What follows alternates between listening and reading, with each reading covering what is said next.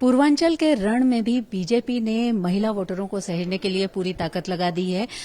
महिलाओं के साथ चौपाल हो रही है तो दूसरे कार्यक्रम भी हो रहे हैं। उससे पहले प्रदेश भर में भी महिलाओं के लिए अलग से कार्यक्रम हुए। हमारे साथ बात करने के लिए यूपी महिला मोर्चा की अध्यक्ष और सांसद गीता शाक्य जी हैं। गीता जी, महिलाओं के को लेकर इस बार बहुत चर्चा रही। प्रियंका गांधी ने स्लोगन दिया, लड़की वो लड़ सकती हूं, लेकिन बीजेपी को उन महिलाओं पर भरोसा है जो लाभार्थी हैं। क्या है इसका समीकरण, क्या दावा है आपका कि लाभार्थी महिलाएं बीजेपी के पक्ष में? देखिए, सबसे पहले तो मैं ये प्रियंका गांधी ने स्लोगन दिया, जिसने दिया था प्रियंका मौर्य ने, वो स्वयं कांग्रेस को पसंद न करके बीजेपी में आ गई है। तो आप खुद समझिए उनका स्लोगन का झूठा था। और जिस तरीके से, और भारतीय जनता पार्टी के हम लोग बोलते नहीं हैं, करते हैं। हमारे देश के प्रधानमंत्री होते ही उन्होंने सबसे पहले चिंता अपने देश की महिलाओं के लिए, बेटियों के लिए की है। उसी तरीके से आपने देखा उत्तर प्रदेश में मुख्यमंत्री बनते ही योगी आदित्यनाथ जी ने मोदी जी की योजनाओं को धरातल पर उतारने का काम किया है। तो आप ये विश्वास मानिए कि मुझे तो ध्यान आता है कि जिस तरीके से देश आज़ाद होने के बाद भी हमारे देश की बेटियां और बहनें कहीं ना कहीं खेतों में शौच क्रिया के लिए जाती थी और उनके साथ अत्याचार होता था। अगर जो किसी बेटी ने, किसी महिला ने विरोध किया तो उसकी हत्या भी करके उसको झाड़ियों में डाल दिया जाता था।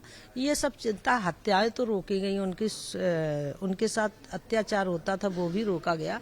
लेकिन सबसे बड़ी बात यह है कि बेटियों को शौचालय देकर, महिलाओं को शौचालय देकर उनका जो मान बढ़ाया गया, उनको भी एक सुरक्षित स्थान पर ये दिखाया है हमारी सरकार ने कि जिस तरीके से पुरुषों के लिए हो उससे कम कहीं हमारे देश की बेटियां नहीं हैं। तो उनका भी मान जो बढ़ाया, ये बहुत बड़ी बात है। रही बात है धरातल पे उतारने की, योजनाओं की या लाभार्थी बनने, तो सच में आप देखिए ना, ज्यादातर लोग कहते भी हैं, मैं तो गांव-गांव जाती हूँ और गांव की बिना पढ़ी लिखी महिलाएं भी हैं, माताएं हैं, उनका एक ही शब्द रहता, मैं तो मोदी के साथ हूँ और योगी के साथ हूँ। जिन्होंने मेरे लिए काम किया तो मैं उनके साथ हूँ, जिन्होंने मेरा सम्मान किया मैं उनके साथ हूँ, जिन्होंने हमें स्वावलंबी बनाया है मैं उनके साथ हूँ। तो आप निश्चित तौर से मानिए कि उत्तर प्रदेश में इस चुनाव में महिलाओं की बहुत बड़ी संख्या भारतीय जनता पार्टी के साथ है। बिल्कुल, जैसे बीजेपी ने इस बार सारे कार्यक्रम तय किए। पहली बार चुनाव में जो दूसरे राज्यों की महिलाएं हैं उनको प्रवासी कार्यकर्ता बनाया गया। पहली बार मंडल स्तर तक कार्य समिति हो गई। पहली बार जिस तरह के कार्यक्रम, चाहे चौपाल हो या कमल संवाद हो, उसको लेकर भी आपको लगता है कि महिलाओं से आप लोग जुड़ पाई हैं और इसका असर चुनाव के नतीजों में दिखाई देगा? देखिए, आपने 5 साल के पहले देखा होगा कि कहीं भी महिलाओं की भागीदारी बहुत नहीं दिखती थी। कहीं भी मैं तो बैठकों में जाती थी, बहुत कम महिलाएं निकलती। तो उसका रीजन यही है कि हमारी सरकार आने के बाद जो सुरक्षा मिली है, कानून व्यवस्था जो सही है, किसी के साथ अन्याय नहीं हुआ। आज उत्तर प्रदेश की बेटियां और महिलाएं पूरी तरीके से वो समझ चुकी हैं कि मैं सुरक्षित हूं और इसीलिए अपने घर से निकल के बाहर आ रही हैं। एक बात बार बार कही जा रही है, यूपी बीजेपी अध्यक्ष ने भी कहा है, स्वतंत्र देव सिंह ने, खुद प्रधानमंत्री ने भी कहा है, मुस्लिम महिलाएं भी बीजेपी को वोट कर रही हैं। आप जगह जगह गई हैं, क्या देखने को? देखिए, मैं पूरे विश्वास के साथ कहती हूँ कि मुस्लिम महिलाएं भी हमें वोट कर रही हैं। इसलिए कर रही हैं कि मैं तो जिस भी कार्यक्रम में जाती, कल भी देखिए भदोही में मेरा कार्यक्रम था, वहां मुस्लिम बहनें थी। कहीं भी जाती हूँ हर जगह मुस्लिम बहनें, और केवल ये नहीं कि बैठकों में आ रही हूँ, वो हमारी कार्यकर्ता भी बन रही हैं।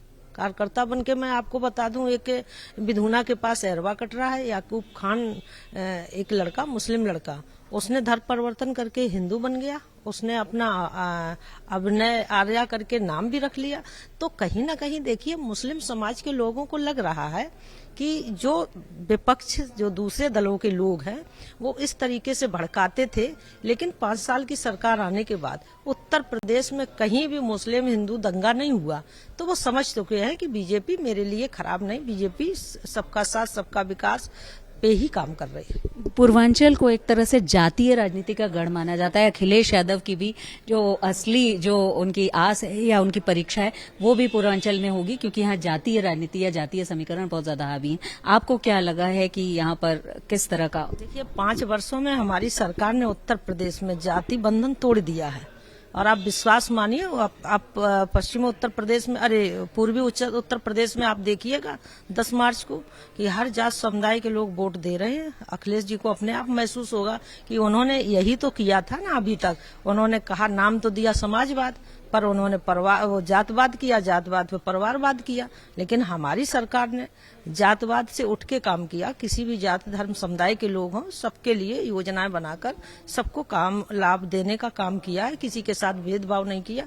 तो आप विश्वास मानिए, उत्तर प्रदेश की जनता भी ये समझ चुकी है कि ये केवल जाति भ्रामक प्रचार करते हैं।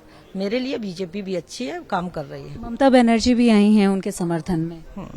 देखिए, ममता बनर्जी जी आई हैं, वो वहाँ की सीएम है, आई हैं, अपने अपने आते हैं। लेकिन मुझे नहीं लगता है कि ममता बनर्जी उत्तर प्रदेश में कुछ असर डालेंगी, ना इनको कोई सुनता है।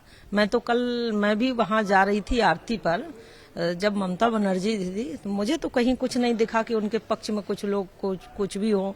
मैं तो देख रही थी, एक साधारण सी होके निकल गई, कोई असर भी नहीं, कोई देख भी नहीं रहा था उनकी तरफ बहुत ज्यादा। तो मुझे नहीं लगता कि उत्तर प्रदेश में उनका असर होगा।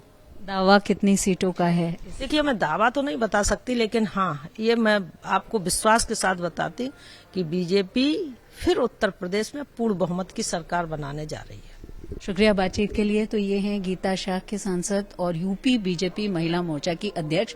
बड़ी जिम्मेदारी इस बार इसलिए है क्योंकि महिलाओं को इस बार पार्टी साथ कर चल रही है और महिलाएं चुनाव के केंद्र में भी है। वीडियो जर्नलिस्ट रोहित मिश्रा के साथ शिल्पी सेन, वाराणसी, आज तक।